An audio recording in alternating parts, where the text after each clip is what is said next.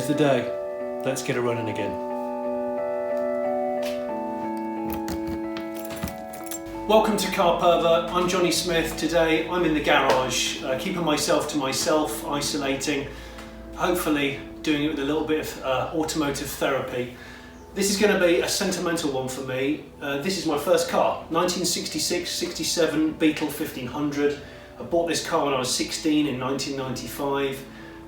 It gradually got worse and worse as I was running it on a budget years ago, and I haven't driven it since 2003. Haven't started it since 2012. So today's video, I'm going to be getting this car started and having a little talk round why it's so special to me.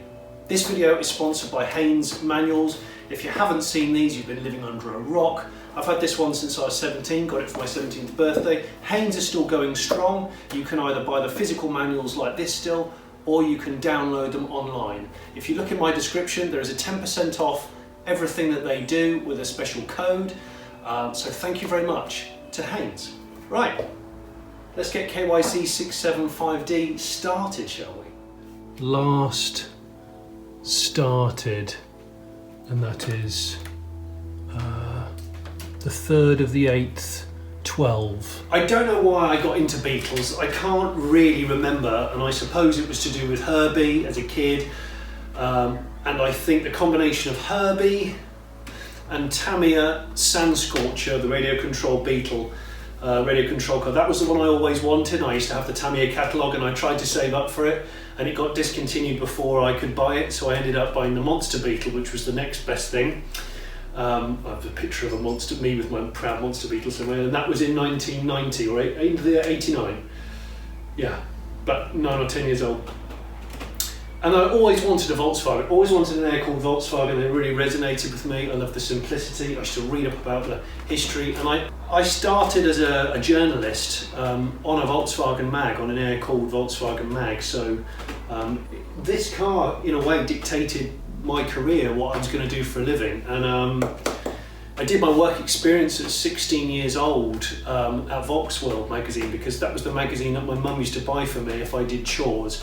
I get Volkswagen every month from about 1990 onwards, so I've still got lots of Volkswagens, and just used to love it. Used to love the Cal look style, used to love the Baja Beetles in the late 80s, really enjoyed all of that stuff. And Resto Cal, which was probably my favourite. But anyway, I saved up long and hard in the summer of kind of 1990, end of 94, all of 1995. I needed to buy, I felt like I needed to buy my first car before I passed my test. I was 16 in 95, I worked at Safeway, what was then Safeway supermarket, and just slogged away at a couple of different jobs, saved up about £1,000. And I managed to see this, weirdly, for sale in an old Auto Trader magazine that my mate Dan had, and the Auto Trader was like 4 months out of date. But the car looked right. I wanted a sloping headlight Beetle, that was my plan. I wanted an early shape Beetle, so pre-1968. There's another Beetle in this room, that one there, the white one. That isn't mine, it's a 1969.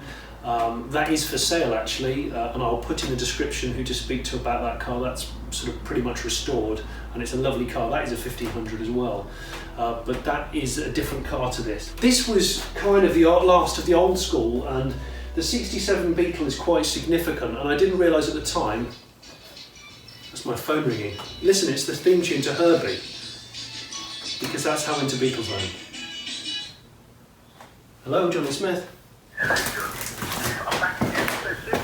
I know. Before I can get the car running, I've just got to take some crap out of it. It's full of bits, because over the last kind of 15 years, I've gradually been hoarding bits that I thought I might need to do the restoration properly, to do it justice.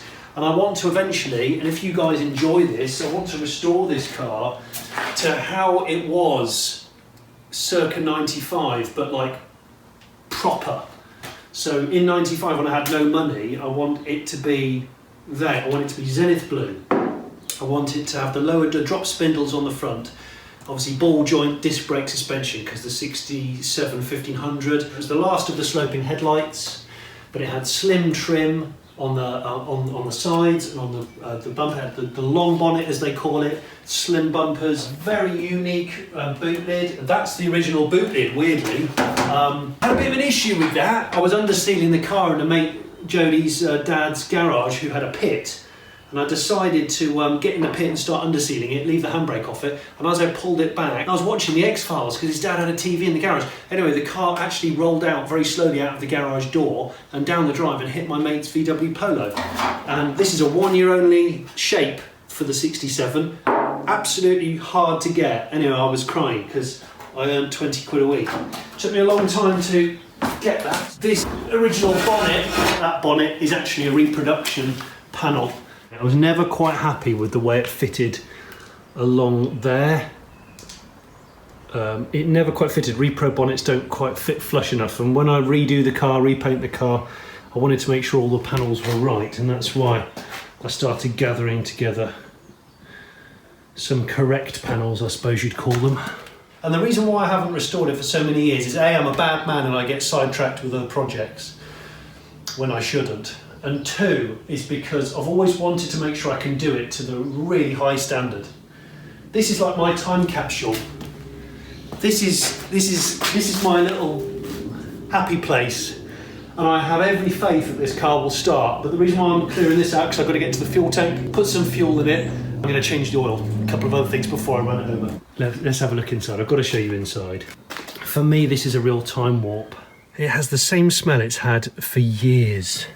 That fuel gauge was always a bit fibby. And look, there's the blanking panel for the original radio because it didn't come with the radio. I got an ashtray out of another car. And in here, my gosh, I haven't seen this in so long. This meant everything to me. I saved up for this, bought it second hand. My brother made a little plinth out of some old kitchen worktop. I absolutely worship that CD player. Heaters. So these levers allowed ventilation, heat, pull that and the heat would come in. And actually, they're not seized, which is pretty good. The heat in this car was actually amazing. Early car, just a handle, no push button. Oh, it's... Ow! Bang my head on an old Jag steering wheel. Gonna just check how much fuel's in the tank. Don't know if you can see that. I sent away to get the birth certificate of the car. You give them your the chassis number, and it confirms exactly when this car was born. And it left the factory on the 26th of September 66 in the Haynes manual. So 65 to 75, 1300 to 1500 models, this particular one. I love the fact that the example car at the beginning, I remember this as well, was the same model as mine, the early type 67 Volkswagen 1500 Saloon. That is the model of my car, which is, you know, the deluxe. This makes me laugh. I bought a set of air horns at an auto jumble. The internet didn't really exist. It plays the Cucaracha, and I remember wiring it in with my dad so that the original horn would still operate because I didn't want it to fail the MOT. So you can see with the cardboard luggage liner out, there's the black fuel tank with the sender unit there, which goes to the fuel gauge. There's your fuel tank, as I was saying, which you have to lift the bonnet to fill because this is the last of the earlier cars. Then it went into here. In fact, that car there's got it. The filler was in the side here with a little door, like a conventional car. Okay. I remember, God, it's honestly the smell in here. Put some Pioneers on, and it flips up. I put a VW badge on it because of course I did. In here I got some Technics floor stander home speakers from the yellow Admart paper, like all good pre-internet people did. Look how those floor standers fitted in that space. So under here is where the battery lives. I've just brought along a small battery. It's not the right battery for the car. An air-cooled Beetle owner goes nowhere without a 13mm spanner. It's been a long time since I've seen this. Such a great little car. It's always been the apple of my eye. It's not exactly in an ideal spot in my garage, but it's been squirreled tight in this corner because I've had the Chevrolet and the Dodge over there over the years. So here's the 1600 B prefix. With a little Volkswagen sign next to it, meaning I believe it was a Volkswagen approved recon exchange engine. So at some point it was reconditioned. It isn't the original engine, it's a 1600 single port, not a 1500 single port. I'm going to take off the supply here because I'm going to then pump the car over with fuel, purge out the fuel from here. I'm going to pause that for a second, drop the oil, clean the plugs, at least inspect the plugs, and I'll have a look at the ignition. So sparks and dinosaur juice. So that's my prime concern right now. Fuel filters are so cheap. These are like 99p, they're fairly universal. You can't overchange a fuel filter, especially when they're cheap. But what you can do is you can avoid a lot of hassle. I don't know how old these fuel lines are, but bear in mind, I'm not going to be driving the car on the road in this state. I'm just getting the car started. There we go, that. Okay, so that's the old fuel filter. That is disposable. Put another one in, tighten it up, because if it pisses fuel out, obviously you've got to shut the engine down immediately. I don't know why I'm crouching when I could kneel down. It'd be a lot easier for my knees. I am going to put a pot under there. I don't want it to fire, so I'll take off the king lead, which means no spark gets to the distributor, which means no sparks get to the plugs. Leave that off for the time being. And if we do get this car started, you will hear it and know all about it, is the exhaust. The exhaust is very rotten. The exhaust for a Beetle sits here, under this rear valance with the two exhaust pipes here. So it'll be loud and it'll probably smell and there'll be a bit of smoke. So I'll have to open the windows in the garage, which I have screwed shut for security. So I must remember to do that. It's not seized because I can move the crank. Oh, there you go, look. As I'm moving the crank, look, fuel is coming out. Yeah. Very old fuel. So, and the fuel pump on this is a manual fuel pump, so it works off the engine. It runs off a little cam. It's not an electric fuel pump. That's one of the things I loved about the Beetle. It was so easy to get my head around. Whoa, the horn works still. Ignition works. While I've got that little battery in it, I'm probably just going to turn it over and purge out some of that old fuel. Can you hear pigeons? Oh, I hate pigeons, they're so boring. Yeah, this jar, which looks like the urine sample, but it isn't. King lead is most definitely off. Right, let's see if the engine cranks. Make sure it's out of gear.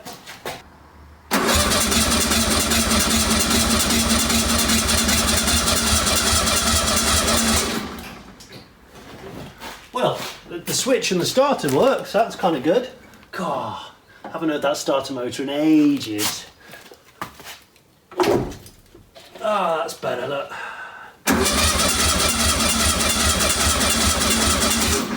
Tell you what's really good is the oil pressure light went out really quick. I'm going to do that a bit more and then I'm going to change the oil. Yeah, God, it feels good. Very yellow, that old fuel. The thing about fuel is it goes off. Modern fuel, unleaded, goes off. Right, so pause that, take that off. I'm going to put the new fuel filter and fuel line on. I've got a hunch that it's going to be okay. I might live to regret that, we'll see. But if you bypass the dirty fuel tank, then obviously there's all the rust and potential crud in the bottom of the old fuel tank that's been sat there. You bypass it and you don't potentially wash that in. Okay, that will sleeve on there. Fuel pump works, starter motor works, but of course because the fuel tank is all the way up there and it's not self-priming, sometimes when the car's been sat for a while, it takes a bit of turning over of the engine to pull fresh fuel through. I'm going to have a look at the distributor cap. Okay, so the contact points inside the distributor cap sometimes either get corrosion or burn points where the rotor arm is spinning. This spins around and that contact point there on the edge there gets a little bit burned. That should be a shiny connection, and so should the points inside the connection points inside the cap, of which there's 4, because there's 4 spark plugs, because there's 4 cylinders. You know what, I reckon this car would start immediately, but I I don't know, I want to do a bit of car worship as a precaution. And just re-familiarise myself with it, because it's been so long. I mean, this car was my daily driver for years. So this little distributor there, make sure the cap is back on with these spring clips. That's it, use a screwdriver. Make sure that the leads are pushed into the distributor cap, because if there's any leads that aren't pushed in properly, it won't fire on that cylinder. There's the dipstick. Tiny little dipstick.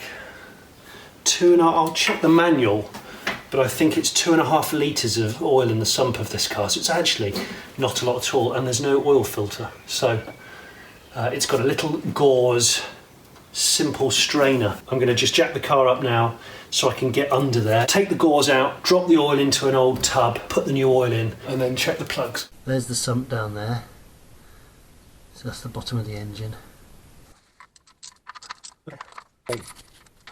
So that's the strainer with all of the little 10mm nuts.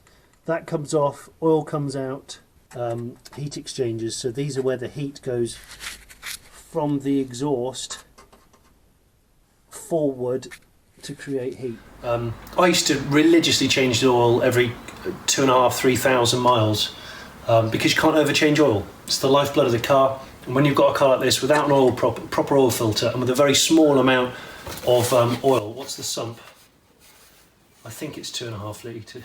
Yeah, sump capacity 2.5 litres, 4.4 imperial pints. I'm not going to do anything to do with the brakes today. I'm not going to do anything to do with the gearbox oil. I am going to check the plugs there. Everyone loves a bit of WD. I'm going to get the strainer out. I'll try and show it to you. That is what sits inside the bottom of the engine with all of the 10mm nuts around it. That is all that filters the oil on an old Beetle. There are paper gaskets. In fact, there's a paper gasket on that side. I think there might be a copper gasket on that side. I've left it on there. I'm going to give that a quick squiz with some petrol. Drop the car off the jack so it drains out level, and then I can stick it back on, 2.5 litres of oil in, and then rock on. I always keep old toothbrushes or the travel ones that you get in wash kits and stuff that you don't really want to use. These are perfect for cleaning car parts. So, okay, that's pointless. It's just broken in half. Well, that's bobbins, isn't it? Let's go and find something else. It doesn't say in the Haynes manual to use a pair of your own underpants, old underpants, as rags in the garage. I think they're missing a trick there, Haynes. I think you always use a pair of your old pants. Always. Just feels right. That is the sump plate. Degreased, cleaned of gunge. Gonna put that back in.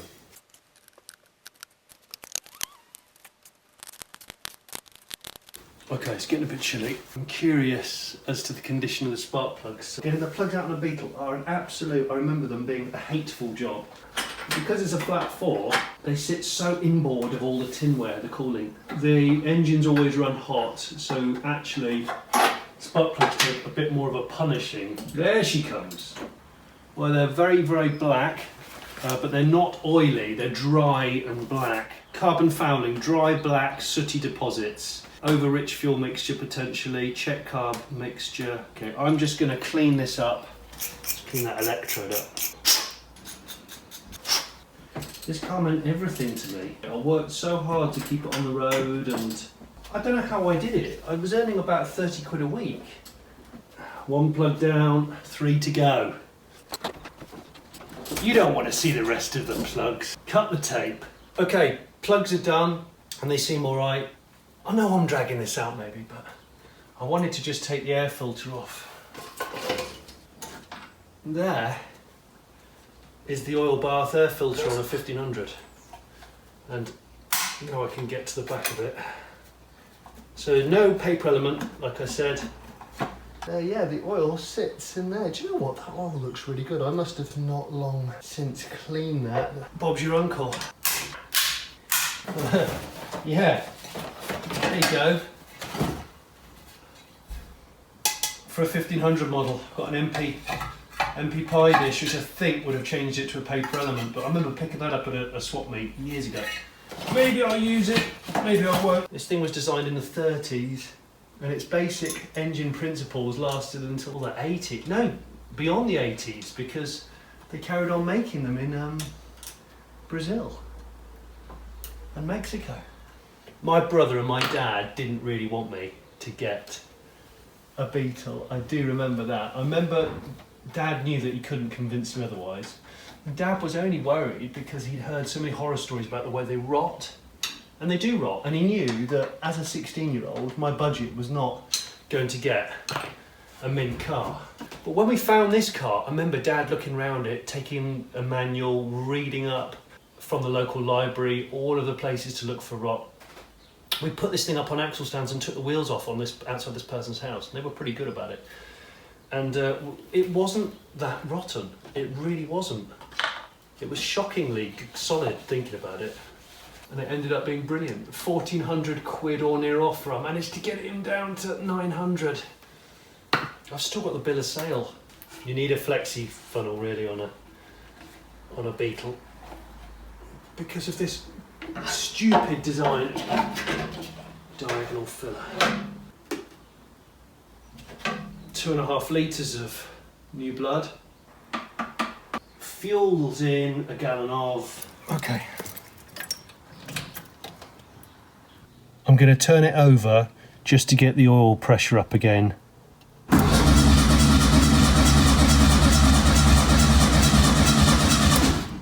wonder if this works. It does work. It does work. I found a CD. It will work. So, King lead back on. Now that we've wound it over a few times, make sure that's fully on the distributor cap. Check all the others. Oil's in. Yep, HT leads are back on the plugs. Okay, it's time to start it.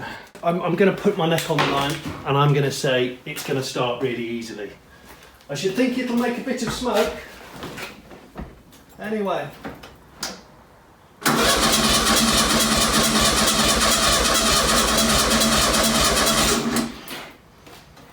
Come on. Oh! That was quick. The new fuel's got through.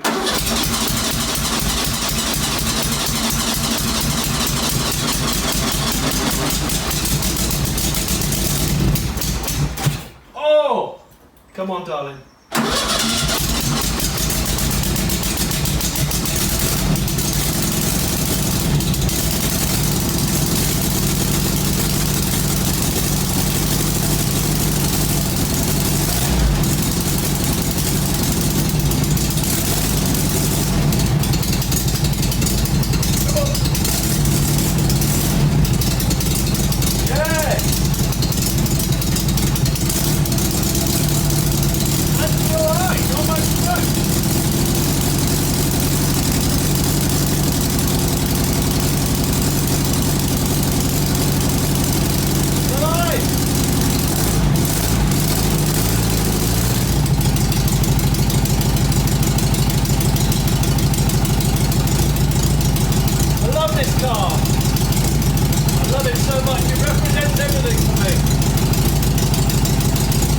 Open a window.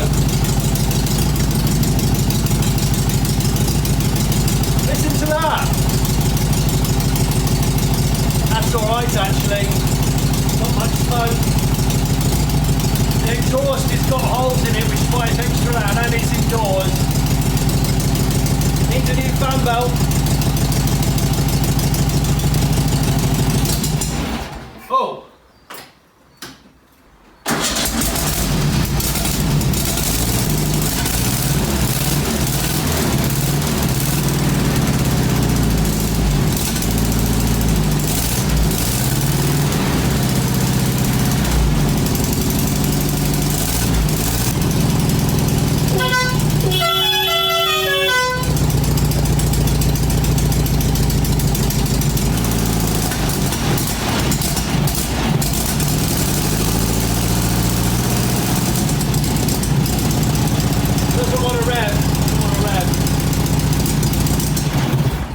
No, it doesn't want to rev. It's lovely to hear it again and smell it.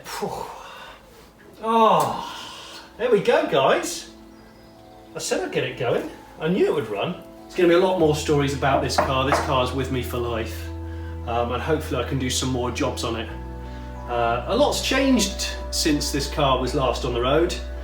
Fell in love, I got married, I've had 2 children, I bought a house, bought another house, bought another house. Not all at the same time, obviously. And my daughter's never heard it run, or my son. And cars are MOT exempt of this age now, so I'm almost tempted to go through the car, clutch, brakes, steering, suspension, tyres, and actually take it out on the road. We shall see. If you haven't already subscribed to Car Pervert, please subscribe. Tell me what you want to see more of on this particular car perhaps. I do have other cars. Those of you who follow me on social media, on Twitter @CarPervert, on Instagram @JohnnyCarPervert, you will know I do own a couple of other cars. There's bits all around this workshop, in fact, for other cars. So you'll expect to see those, more of those coming soon from my solitary confinement in the garage. Cheers. This episode of Car Pervert is proudly brought to you by Haynes Manuals.